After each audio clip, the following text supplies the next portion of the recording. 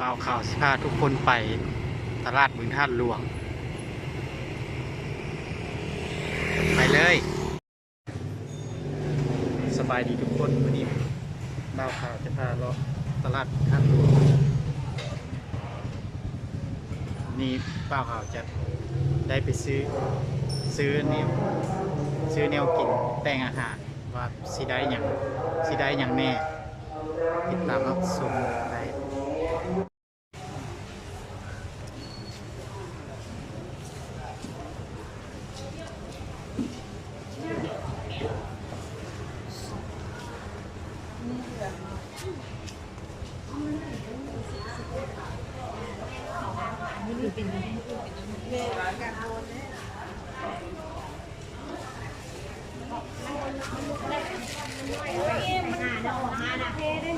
ยังน้อยหนึ่งรัง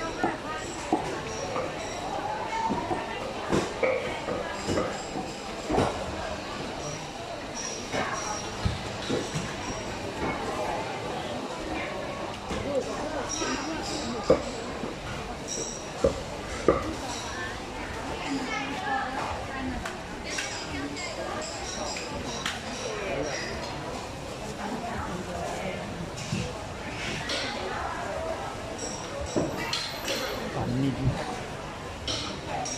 สดซื้อปันนิน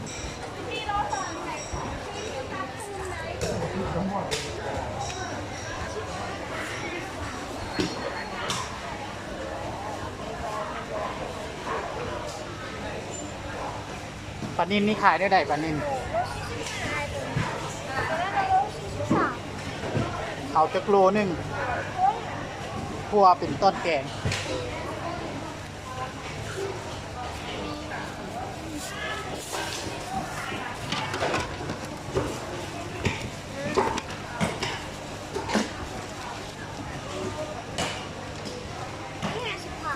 50,000 เหรอ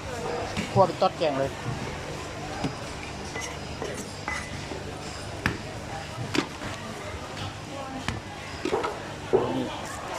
นี่ก็ได้ปันนี่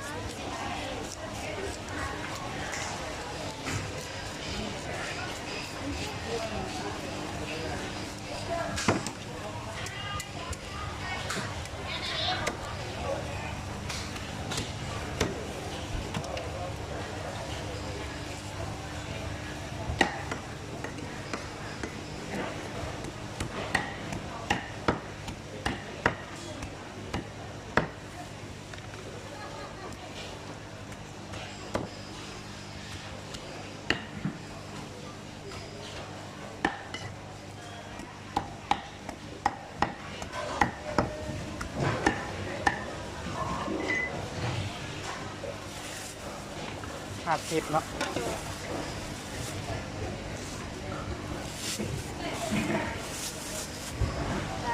ขอบใจดูใกล้เรียบนี่ก็เป็นเส้นเอา เอาโลนึง จะไหนครับแกมี45,000เจ็บป่ะมีขับนายแล้วอันน้ำมันเลย เอาสร้างให้เนี่ยเอาโลนึง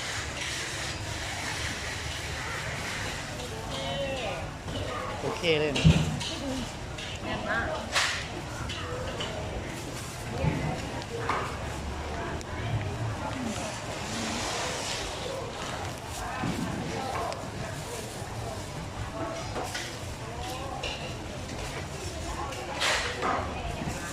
ได้ปลา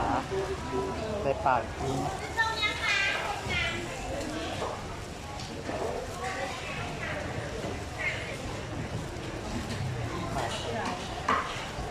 ปลาตองขายยังได้ปลาตองนะ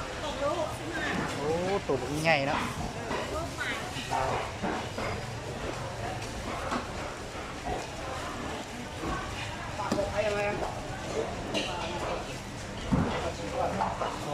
ปลาทอด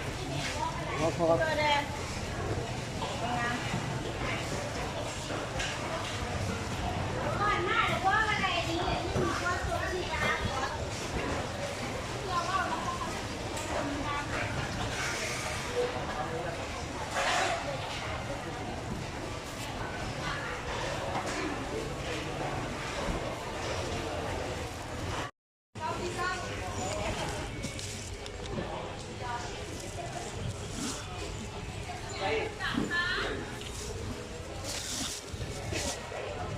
โอเค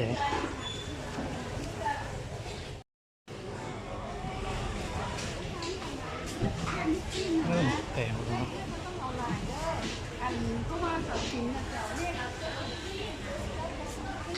หักไม้บักอะไรหางรู้ทราบมื้อนี้เบ้าข่าวก็ได้ซื้อหมักไม้ซื้อซีนซื้อปลานินแล้วก็ซื้อหมักมัน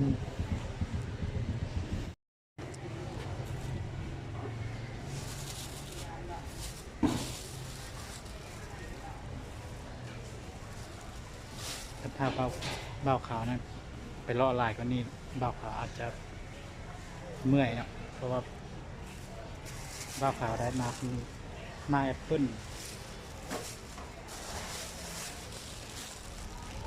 ปลาปาก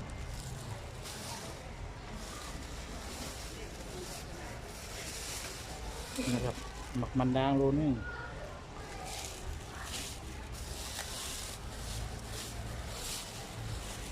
แล้วก็ปลานินได้ประมาณ4 อย่างเนี่ยวันนี้เบ้าข่าวสิเด็กกับคันท่าว่าตั้งจากย่างเลาะนี่มันอาจจะไหวเนาะเพราะว่าตลาดนี้เป็นตลาดใหญ่เนาะตลาดเบ้าข่าวสิเด็กกลับก่อนบ๊ายบาย